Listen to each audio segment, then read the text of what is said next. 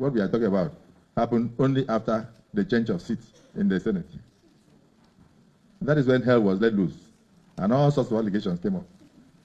Only after the change of seat in the Senate and change of the committee, which my senators know happen from time to time. And said to have happened on the 8th of December, a day to my birthday, which was celebrated in the stadium in 2023. So from 8th of December 2023, I never heard, my wife never heard, no Nigerian never heard, even the husband never heard any issue of sexual harassment until our committee was changed, and then our seat was changed, and she went on. Have you ever wondered the trauma caused by that same woman on the other people she had accused in the past? None has been proven so far. You've not wondered. Do you even wonder the trauma caused to the 10th Senate and the image of the Senate with all these useless allegations? I've refrained myself from making a statement. Look at these beautiful women. They've come across me so many times. Have I ever harassed any of you? Or is the person thinking that you're not beautiful? So I don't want to dwell on that. But let me just say that time will tell. If we are in court, the court will decide. Yesterday, democracy went on holiday. Travesty replaced it. That's what happened yesterday. Yesterday, an institution that is supposed to stand tall was at its lowest ebb. Yesterday, we had the Senate violate a court order because they wanted to nail Senator Natasha. Yesterday, we saw a Senate Ethics Committee that didn't hear from the side of the dramatics personnel in all of this drama, but went ahead to make its conclusion based on other people they spoke to without the dramatics personnel being there. And they reached a verdict of suspension. Yesterday, we saw a Senate that tried to sidestep a very important issue as regards the sexual harassment case raised against the Senate President, Senator Akpabio. Yesterday, we saw high-handedness, political brigandage. Yesterday, I wept for my democracy, the same democracy patriots like M.K. Abiola fought for and laid their lives for. But I hope at some point, Nigerians will rise up and will weep no more. Anyway, there's a background to all of this. All we are saying, let investigations be held as regards the sexual harassment case. We saw the ethics committee that made its deposition, but what the ethics committee failed to realize from the video we all watched, that there was actually an altercation. It wasn't just only Natasha, Senator Natasha speaking to the Senate President. He spoke back. He even threatened suspension while the altercation was going on. So he wasn't mute every step of the way. But obviously, if you want to call somebody a bad name and bury him, you look for ways to do that quickly. Anyway, what's the historical antecedents? The people that have been suspended by the Senate that went to court, the court overturned those suspensions, and the Senate did not pursue those cases any longer.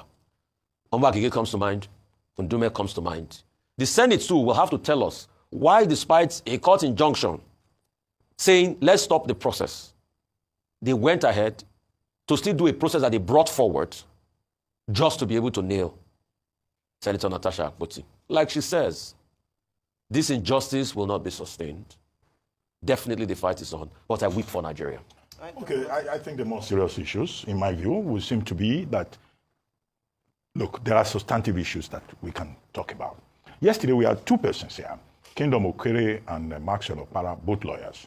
While I was giving a summary of their submissions, I said both of them are dealt largely with the procedural and adjectival issues within the province of law in this particular case. It will appear that the Senate of the Federal Republic, the Committee on Public Petitions, Ethics and Privileges, has taken the technical procedural route to say that if you are a member of an organization, an institution, you are bound by the rules of that organization.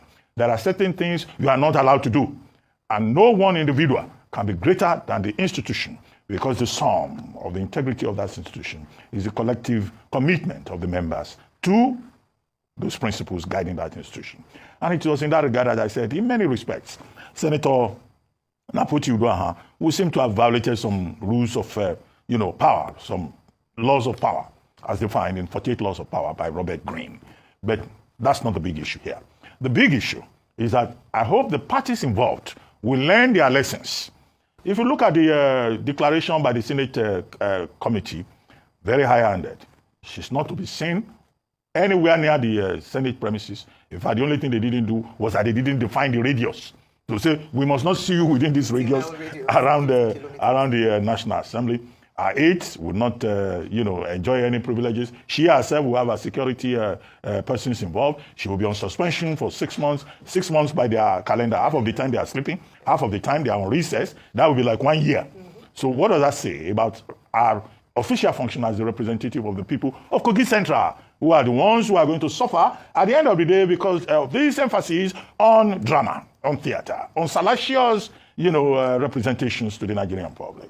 Now, beyond that also, we had the members of even that Senate laughing at her. The two persons sitting next to her, as she was packing her things, they put off her microphone, they laughed at her. She said that this injustice will not be sustainable. Okay, that remains to be seen. And this will raise questions about, how the Senate goes about its business. But beyond all those details, all the melodramatic things that people will say in that regard, and about what the law says or about what the procedure has been, will be key issues, fundamental issues that have come up. One, about misogyny.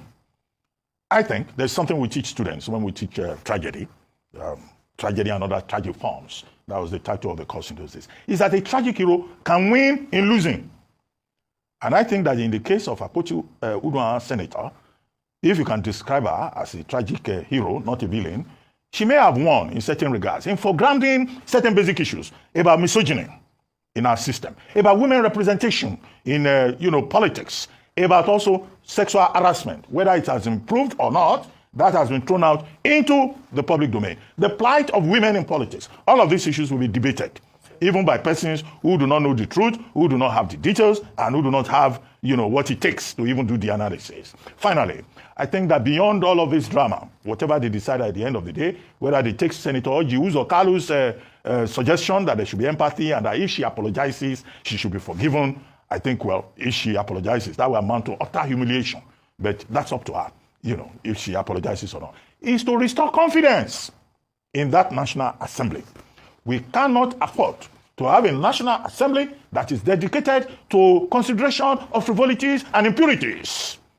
The public today, my own assessment, I may be wrong, will seem to be losing confidence in the National Assembly. If they are not saying one man wants to fight at a sex toy shop, it will be that, some people are constituting themselves into comedians, or there is unending melodrama, or it is that some women are, using too much pancake. This is supposed to be a very serious institution. We need to remind ourselves. And the members of that assembly need to restore confidence in that assembly. We want to hear debates, as Mr. Peter Obi has argued, about serious issues of governance that will move this country forward. Not issues about this woman is seductive, this one has 4 wives, I slept in Obajana's cement factory. Is that place a hotel? Look, all these things, they are just basic distractions. And I think that the members of the National Assembly, both the Red Chamber and the Green Chamber, should be well advised to conduct themselves as serious-minded people. I don't like sitting down here, discussing frivolities, discussing fluffy stuff. All right.